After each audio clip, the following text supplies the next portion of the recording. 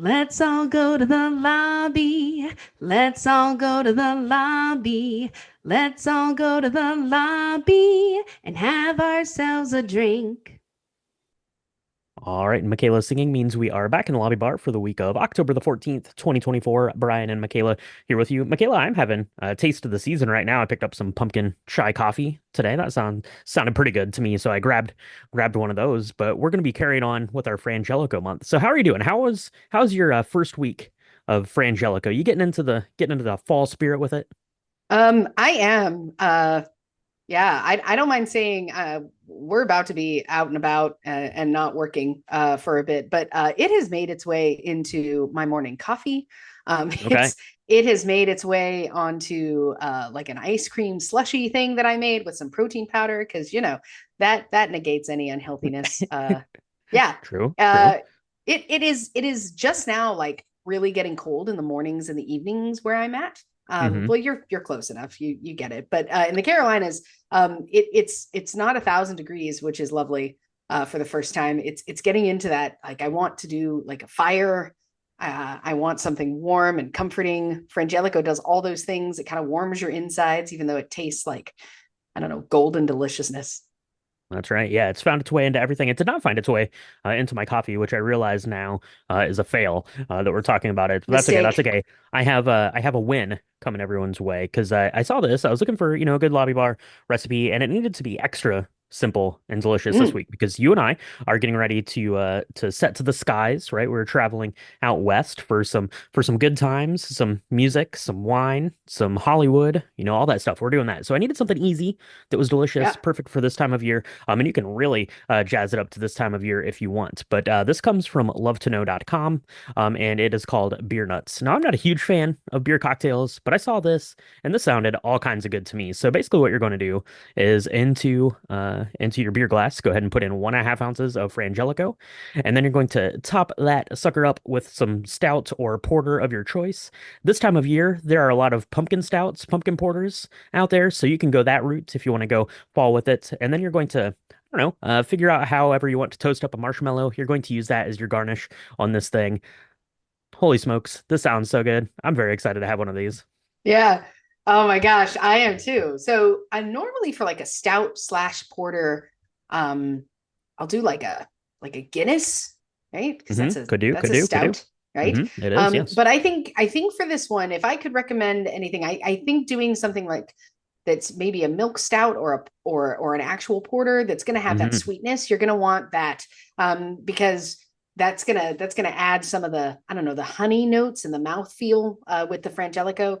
And Hmm. anything with a toasted marshmallow is just going to be delicious. Do you prefer yours like extra toasted and or like just slightly caramelized on No, top? just a little bit, just a little bit. I'm a light toast kind of guy, right? So I get my toaster Okay, like dialed down to like the level one on the right. toast. I just want Okay. it like warmed up barely. Yeah. So no burnt marshmallows for me. That's not my jam. What would be my jam? If I could pick any stouts and or porter in the world, it would be the Sweet Baby Jesus. It comes from Duclaw Brewing. It is a chocolate peanut butter porter.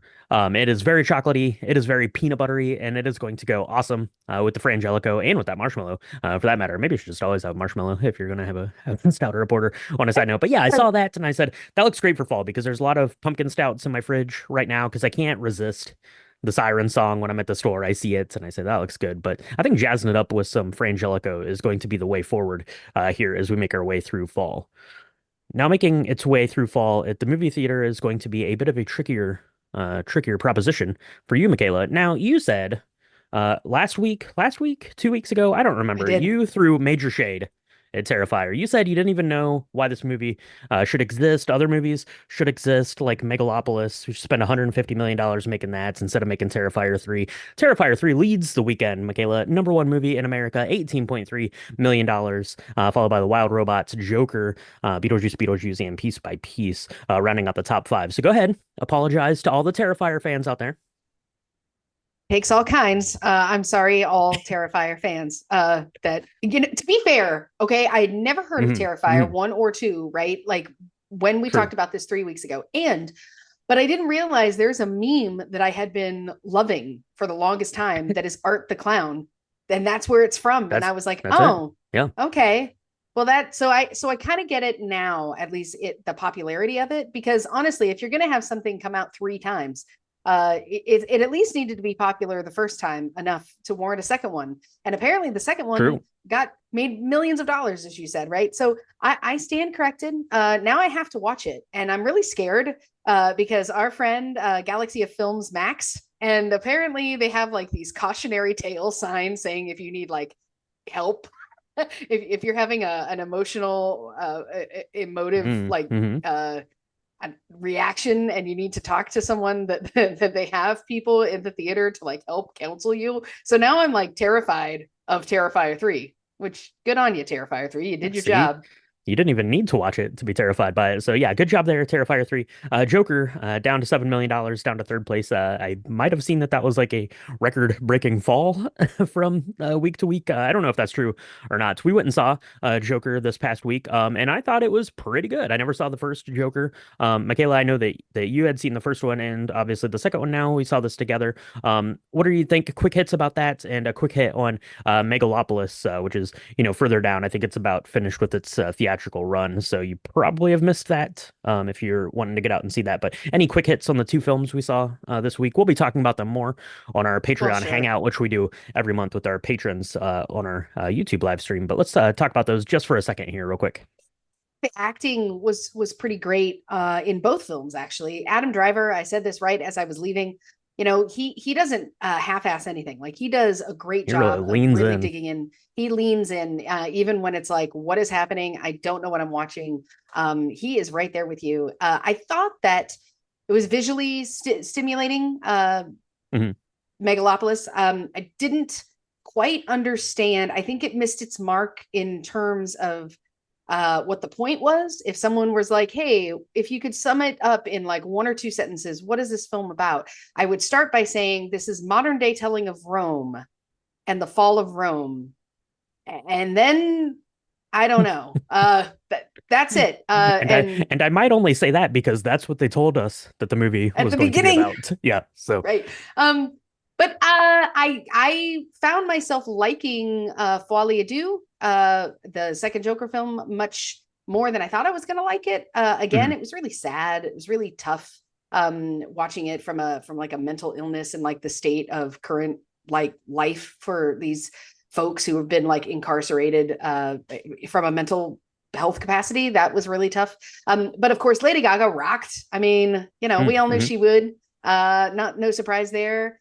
Joaquin Phoenix, my man. I mean, he looked so awful the entire film. I don't know what is up with like his shoulder. There's a whole Reddit about it, but like I don't know if he did it for the film. He did it for the first one and the second one, but it looks all gnarly on purpose. It's amazing. The makeup is great. Um, Mhm. what Yeah, about you? yeah, yeah, pretty good, pretty good. Yeah, I echo most of those sentiments there. I would definitely get out and see Joker if you were interested in seeing it at all. Like I said, I hadn't seen the first one, so I had not like super high expectations for it, and I was pretty detached from the first Joker. Maybe that helped with my enjoyment of it more. Megalopolis, I think, is worth seeing just for I don't know, the alleged spectacle of it. But your husband absolutely loved it, so maybe there's something in there for you. But personally, I just didn't see it there out of that one.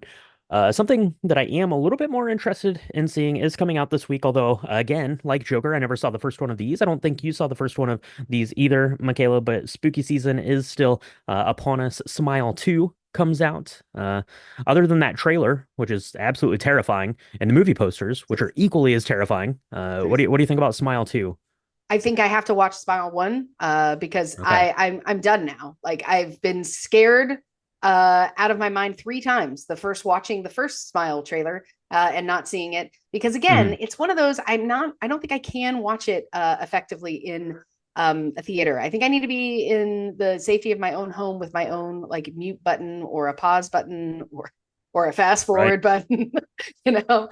Yeah. But Smile 2 looks amazing. Super excited about that. It's going to be something, I'll watch on a plane and have a kid behind me, Wow. terrifying them. Okay. That Yeah, sounds there like you a go. great Yeah, just idea. just terrify the whole plane. So yeah, Smile 2 is coming out to your movie theaters this week. On TV, we've got a couple of things here I wanted to make mention of. We've got season 2 of Shrinking. coming to your Apple TV Plus. The first season of that was pretty good. I liked it quite a bit. We watched it, kind of week to week as it was coming out. It wasn't amazing, but I still thought it was pretty good and worth watching. The humor came in pretty good, and Harrison Ford is amazing. So check that out if you want.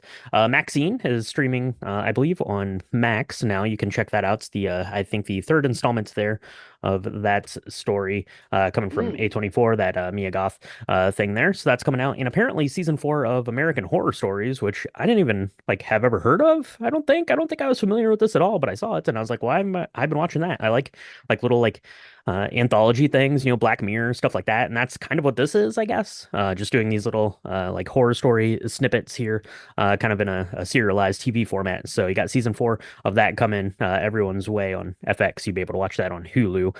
What did you watch Shrinking, Michaela? I did. And I got on that boat right after everybody was like, if you like Ted Lasso, then you'll love Shrinking. They are different. It's very good. So I'm excited to see season 2 because I didn't realize I guess we were up on that because I guess season 1 was a couple of years ago. I mean, and these things take a Hmm. couple of years to finish out. So that makes me happy because I have a hole where all my Ted Lasso love went. So maybe that'll help. But I will say, American Horror Stories, I had not heard about this either, and now I am so excited because it's kind of like an adult scary stories to tell in the dark kind of thing. Hmm.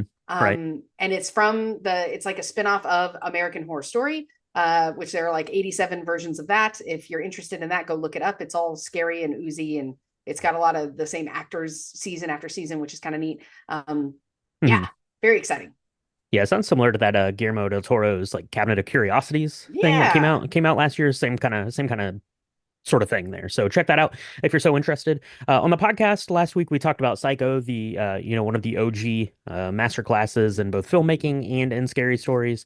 We've got a couple of other big ones coming up, and this week you can look forward to Coco. So a little less scary, but definitely gonna need a box of tissues, emotional support animal of some sort to watch that one with. So we're gonna be talking about Coco. Have a really good cocktail to go along with that one, and we'll see if Michaela can make it through talking about that ending there on that. If you want to get more bonus stuff here from the podcast, we have our hangouts coming up here in just a couple of weeks. We do that on our Patreon. It's patreon.com/drinktomovies. It's a great way to support the podcast and do fun things like hangouts and talk about cocktails and movies that are coming out and get bonus episodes because last week we just put out our bonus for the month. It is the stories of Ichabod and Mr. Toad. That was really fun, talking about the headless horseman of all things spooky here this year. So go check that out. We appreciate all of our patrons over there. Thank you so much for that. And with that, Michaela, I think we better go. You have two Terrifiers to watch. You have Smile to watch, and then I guess just get it dialed up for the computer. You can watch it on the plane as we're There you making our way go. out west. So mix up a beer nuts. Let us know what you're thinking about these Frangelico cocktails so far this month, and we'll talk to you next week in the lobby bar.